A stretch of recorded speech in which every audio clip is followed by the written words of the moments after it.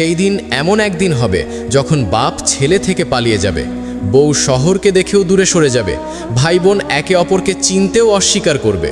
চারপাশে শুধু নফসি নফসির আর্তনাদ। মানুষ নিজের ঘামে এমনভাবে ডুবে যাবে যেন তা সমুদ্র হয়ে যায়। ঠিক সেই বিশাল ময়দানে এক মহান ব্যক্তি সবার জন্য ডেকে উঠবেন, আমাদের প্রিয় আকা, দুনিয়া ও আখিরাতের সর্দার হযরত মুহাম্মদ সাল্লাল্লাহু আলাইহি ওয়াসাল্লাম। তার মুবারক জবান থেকে বের হবে একটাই কথা, ইয়া রব উম্মতি উম্মতি। তিনি আল্লাহর কাছে আমাদের জন্য সিফারিশ করবেন, আর এরপরই শুরু হবে হিসাব কিতাবের ভয়ঙ্কর অধ্যায়।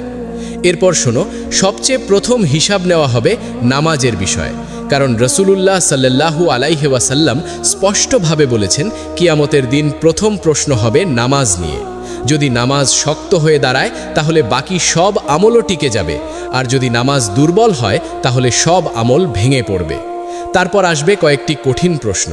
তোমার জীবন কোথায় কাটালে? তোমার যৌবন কোথায় নষ্ট করলে? তোমার সম্পদ কোথা থেকে এলো এবং কোথায় ব্যয় করলে? আর যে ইলম পেয়েছিলে তার উপর কতটুকু আমল করলে? এরপর আসবে আমলের ওজন। যার পাল্লা ভারী হবে সে জান্নাতের দরজায় পৌঁছে যাবে, আর যার পাল্লা হালকা হবে তার পথ হবে জাহান্নামের দিকে। তারপর সামনে আসবে পুল সিরাতের ভয়ঙ্কর পরীক্ষার সময়। পুল সিরাত কি, কোথায় রয়েছে, কারা বিদ্যুতের মতো পার হয়ে যাবে, আর কাদের হাত ধরে আমাদের নবী সাল্লাল্লাহু আলাইহি ওয়াসাল্লাম টেনে নেবেন, এসব বিষয় নিয়েই এই আলোচনা। তাই শেষ পর্যন্ত মনোযোগ দিয়ে শোনো। পুল সিরাতের ঠিক আগে রয়েছে একটি গুরুত্বপূর্ণ অবস্থান, হাউজে কাউসার। মহাশরের ময়দানে এই হাউজ ঝলমল করবে। হিসাব শেষ হলে মানুষ গরমে ও তৃষ্ণায় অস্থির হয়ে পড়বে। ঠিক তখনই চোখে পড়বে আমাদের নবী সাল্লাল্লাহু আলাইহি ওয়াসাল্লামের হাউজ। তিনি নিজে দাঁড়িয়ে উম্মতকে হাতে করে পানি পান করাবেন। নবী সাল্লাল্লাহু আলাইহি ওয়াসাল্লাম বলেছেন, এই পানি দুধের চেয়ে সাদা, মধুর চেয়ে মিষ্টি, বরফের চেয়ে ঠান্ডা। এর সুগন্ধ কস্তুরীর চেয়েও উত্তম, আর এর পেয়ালা আকাশের তারার চেয়েও বেশি। যে একবার এই পানি পান করবে সে আর কখনো তৃষ্ণার্ত হবে না।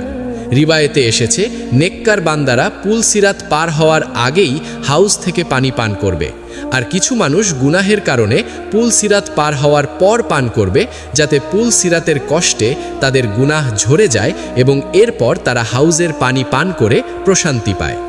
হাউজে কাউসারের পরেই আসে পুল সিরাতের চূড়ান্ত পরীক্ষা।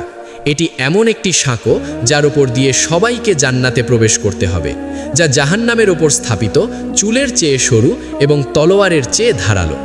হযরত আবু সাঈদ খুদরি রাদিয়াল্লাহু আনহু থেকে বর্ণিত, সাহাবারা জিজ্ঞেস করেছিলেন, ইয়া রাসূলাল্লাহ, পুল সিরাত কেমন হবে? তখন তিনি বলেছিলেন, এটি এমন জায়গা যেখানে পা পিছলে যাবে, সেখানে থাকবে কাঁটা ও আঁচড়, নজদের টেরা সাদান কাটার মতো ভয়ঙ্কর। মুমিনরা এই পুল সিরাতের উপর দিয়ে পার হবে, তবে সবার গতি একরকম হবে না। কেউ চোখের পলকে পার হয়ে যাবে, কেউ বিদ্যুতের মতো, কেউ পাখির মতো, কেউ ঘোড়ার মতো, আর কেউ উটের মতো ধীরে ধীরে এগোবে। এই গতির পার্থক্য হবে তাদের আমলের শক্তির ওপর।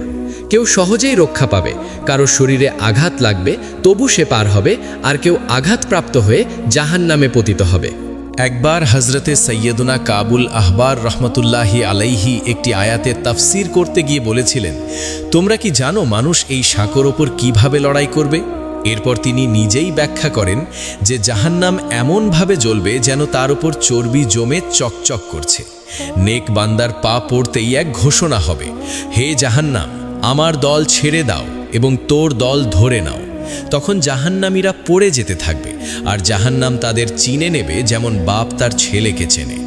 মুমিনরা এমনভাবে পার হবে যে তাদের কাপড়েও কোনো দাগ লাগবে না। আর পুল সিরাত সবার জন্য চুলের মতো সরু হবে না, বরং আল্লাহ যাকে চাইবেন তার জন্য তা চওড়া রাস্তার মতো হয়ে যাবে।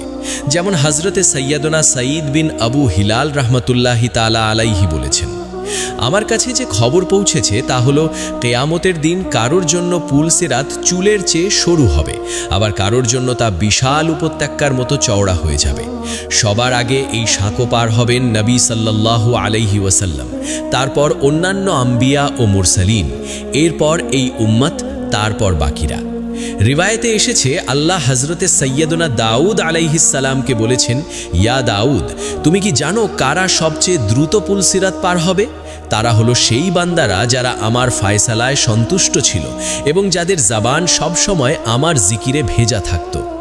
আমাদের প্রিয় নবী রাহমাতুল্লিল আলাম হযরত সাল্লাল্লাহু আলাইহি ওয়াসাল্লামের শান সত্যিই অতুলনীয়। তিনি সবসময় উম্মতের চিন্তায় ডুবে থাকতেন। দুনিয়াতে তিনি উম্মতের জন্য দোয়া করেছেন, আর কেয়ামতের দিন যখন সবাই নিজের নাজাতের চিন্তায় ব্যস্ত থাকবে তখনও তিনি উম্মতের সালামতির জন্য দোয়া করতে থাকবেন। ফরমানে মুস্তাফা সাল্লাল্লাহু আলাইহি ওয়াসাল্লাম অনুযায়ী তোমাদের নবী পুল সেরাতে দাঁড়িয়ে বারবার বলবেন, রব্বি সাল্লিম, রব্বি সাল্লিম, ইয়া রব সালামতি দাও, সালামতি দাও। ভাবো তো সেই মুহূর্ত কতটা কঠিন হবে যখন প্রত্যেকে নিজের মুক্তির জন্য লড়াই করবে, অথচ আমাদের প্রিয় আকা সাল্লাল্লাহু আলাইহি ওয়াসাল্লাম নিজের জন্য নয় উম্মতের জন্য চিন্তিত থাকবেন। তখন ফেরেশতারাও বলবে, ইয়া আল্লাহ তাদের সালামতির সঙ্গে পার করিয়ে দাও। আর এটাই সেই মহান মর্যাদা যা আল্লাহ তার মাহবুব সাল্লাল্লাহু আলাইহি ওয়াসাল্লামকে দান করেছেন। তিনি তো সারাপা রাহমত এবং শাফিউল উজমা। সত্যিই তার দোয়া ছাড়া কেউ পুল সিরাত পার হতে পারবে না। যারা গুনাহের কারণে জাহান্নামে পতিত হবে তারা সেখানে কিছু সময় কঠিন আযাব ভোগ করবে, নিজেদের গুনাহের শাস্তি পাবে এবং আমলের পূর্ণ বদলা নেবে। এরপর যখন তারা পাক ও পরিষ্কার হয়ে উঠবে তখন আল্লাহ তার অসীম রহমতে তাদের জাহান্নাম থেকে বের করে জান্নাতে প্রবেশ করাবেন। সেখানে তারা চিরকাল শান্তি, আরাম ও সুখে থাকবে, আর আল্লাহর বেহিসাব রহমত চারিদিকে ছড়িয়ে থাকবে।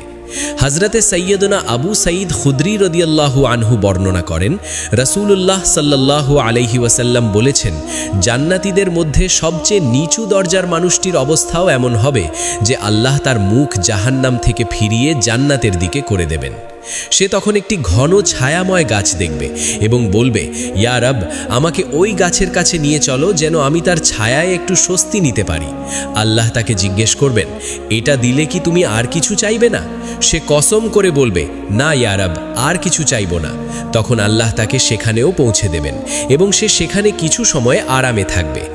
এরপর সে আরেকটি আরও সবুজ এবং ফল ভরা গাছ দেখবে। তখন আবার বলবে, ইয়া রব এবার আমাকে এই গাছটির কাছে নিয়ে চলো যেন এর ছায়া ও ফল উপভোগ করতে পারি।